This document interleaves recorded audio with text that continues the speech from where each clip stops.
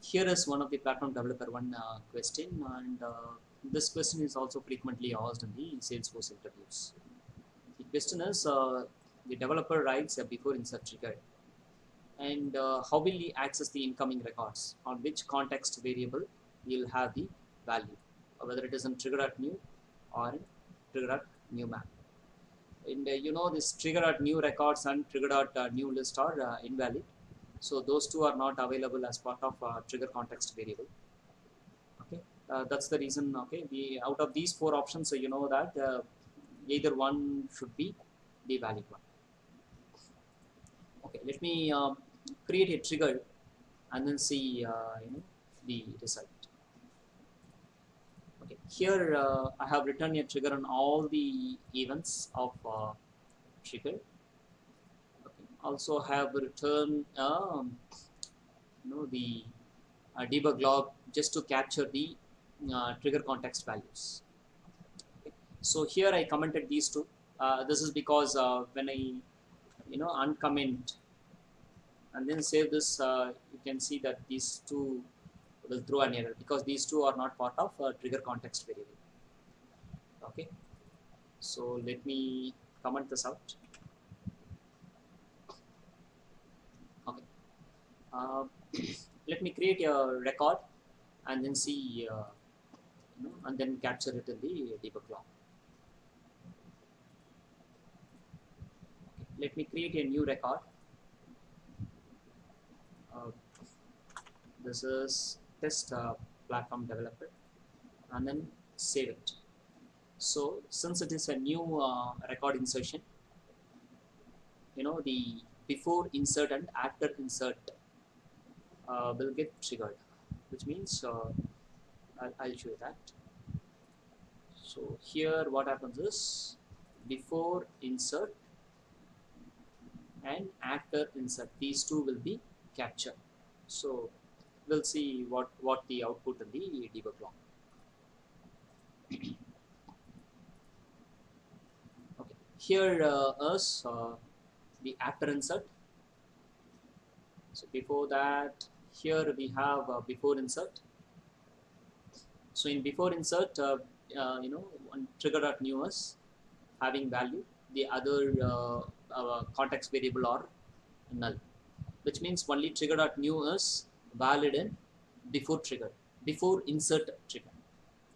Only trigger dot new is valid in before insert trigger. The other context variable are none. Trigger dot new map, trigger dot old, and trigger dot old map. Okay, here even in after insert you see trigger dot new and trigger dot new map will have value. Okay, whereas old and old map will be none. This is with respect to insert. So in insert, before insert you'll have only trigger at new, after insert you will have trigger at new and trigger at new map. Okay, let me update this same record and then try to capture it.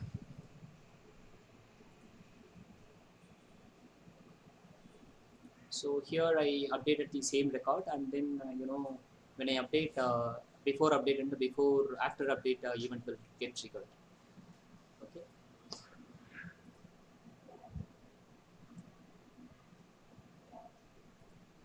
Here we have after update and we have before update. So in update, remember all four context variable will be filled in.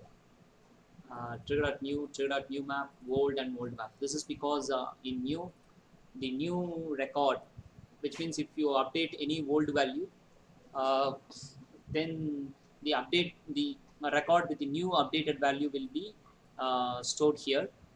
Even this is even in this case, whereas in the old and old map will hold the previous value before whatever the value was there before update, that value we can retrieve it through old and old map.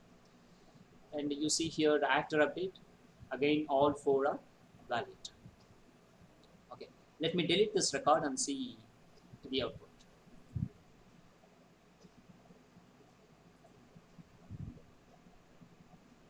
So this is when I delete the record. Okay, so before delete you could see that in before delete you'll have old and old map filled in. So remember, in insert, that before insert only trigger.new will be filled. In after insert, trigger.new and new map will be filled. Whereas in before delete, you'll have old and old map will be filled in. Even in the case of after delete. Okay, old and old map will be filled. Okay, let me undelete this record and see what happens.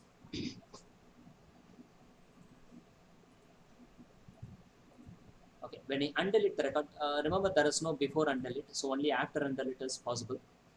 After undelete, you have trigger.new and trigger.main. So after undelete and after insert, both are similar purpose, because after undelete is nothing but it is inserting. It is like a new insert.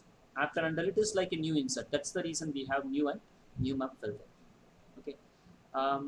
So with respect to the question, okay, uh, so this is for before insert. So answer for this questions trigger.new. Okay, thanks for watching. Bye.